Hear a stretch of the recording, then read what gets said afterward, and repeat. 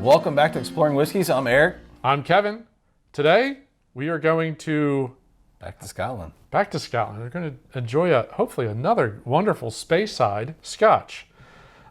This is the Balvenie 12-year double oaked, or double wood is how they refer to it. Yeah, that's how they refer to it. Double wood, which they're just finishing it in another barrel. So this is starting for a minimum of 12 years in ex-bourbon barrels. Again, a very Scotch thing to do. Then they spend another 9 months in the Spanish oak, the Oloroso sherry casks. And then, just for fun, another like 3 or 4 months in another oak vessel called a tun, just so that they get married. Everything marries up just for another 3 to 4. Everything kind of blends together, and then they bottle it. So, very interesting. So, I mean, interesting. This is one of the largest and best known distilleries in Scotland. Just for this, it's 1.5 million gallons per year. Yep. One line. But they're also a complete distillery, so they grow all of the malt, the bar on property. Yep. And then they actually have their own malting floor, and they have their own cooperage. So a lot of times what happens is they get those ex-bourbon barrels from the United States, and they're just sent over in slats. So they need someone to put them together. So they have their own cooperage that actually puts everything kind of back together, and then they pour their product in there. Yeah, and put it in the barn. So let's give her a pour. I will say in the in the bottle itself, it's a little bit darker. Dark. Yeah, for a lot of the Scotches do end up coming off pretty light.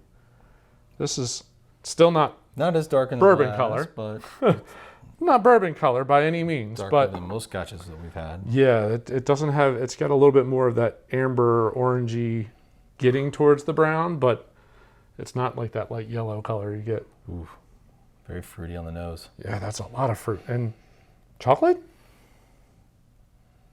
Yeah. The end. Yeah, there's like a little bit of a dark chocolate fruit, cherry. I think that just comes back with the cherry.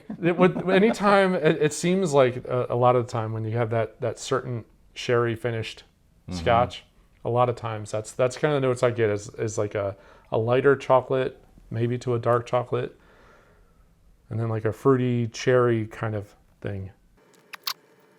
Taste, I mean,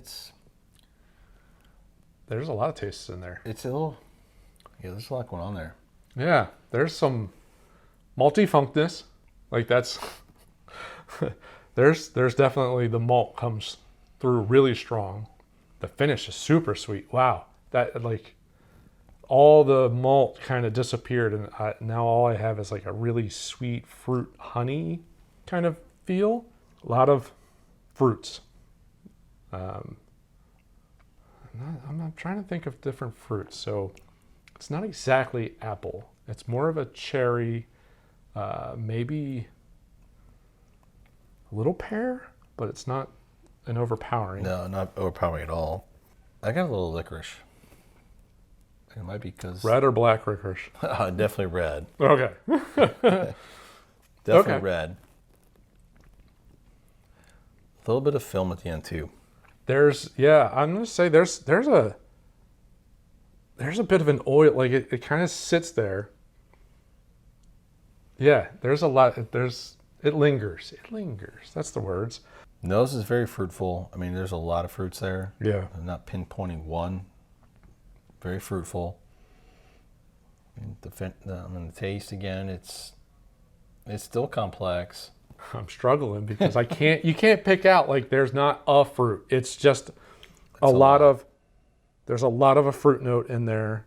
The malt has lessened. So the more I go back to the nose and tastings, that initial punch of a malt has started to wane down, and more fruit, sweet, honeyish.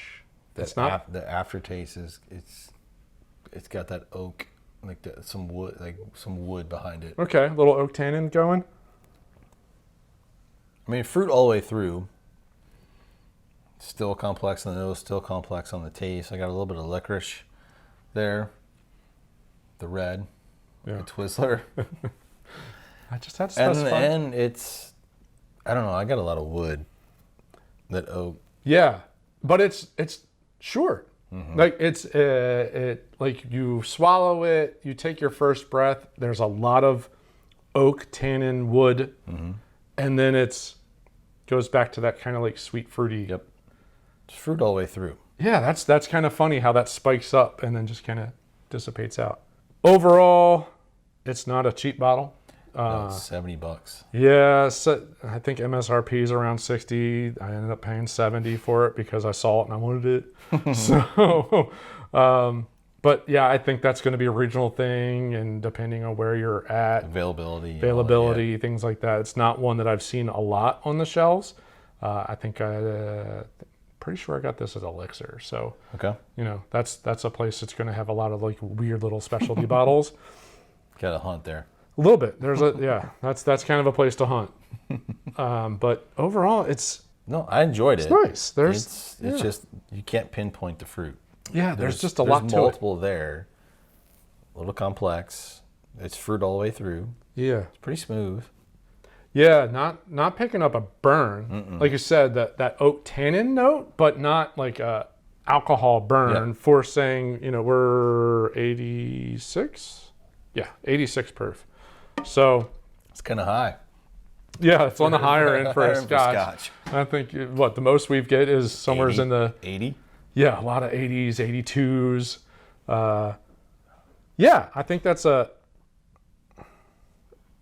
nice bottle. And to be that complex at 86 proof, just it really strikes me as I would say if you're new to the single malts and you're willing to spend a little extra money, this wouldn't be a bad bottle. no, definitely not a bad bottle. I think it might be overly complex for a speyside though. I think there's some better intro speysides. Or go into the Highlands with a Glenmorangie or something like that. I think there's some that are a little bit more simple that would be very good for intros. This is going to be I think most of the step up. Glenmorangies, the Glenlivets, the Glenfiddiches, those are all intros. I think they lead into this. Yes. Yeah, I think they lead into this. And to be able to deal with the complexities that you're going to get off of this. But man, that is so strange that there's just not one fruit note. There's multiple fruits like kind of blended together with surrounded in sweetness of honey, touch of vanilla, not super strong vanilla. Very nice. I mean, Nothing, super sweet. nothing super nice. overpowers one. I mean, it's just a pretty fruitful, smooth. It's the marriage. They married it so well that everything kind of blends together. I love it. In the ton, Yeah, they blend everything married in the ton together. all the way through. Very enjoyable bottle. Again, if you're somewhat new to the single malts, I think if you're willing to spend a few extra dollars, this would be a good one to pick up at one of your local liquor stores if you can find it. Yeah, But yeah, I mean, it's been around for a long time. 1892, established and still going. I think they know what they're doing. I think they figured it out. That's a good possibility.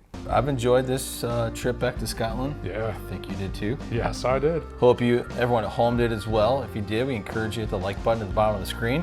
While you're down there, you can subscribe to the channel. That would help us out.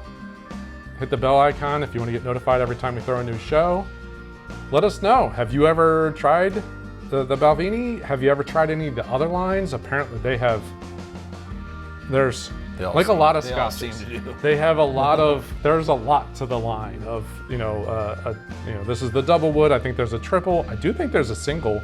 I've never seen it.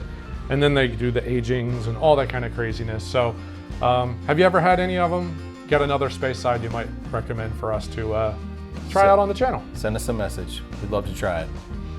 Thanks very much for watching. See you in the next episode. Cheers. Cheers.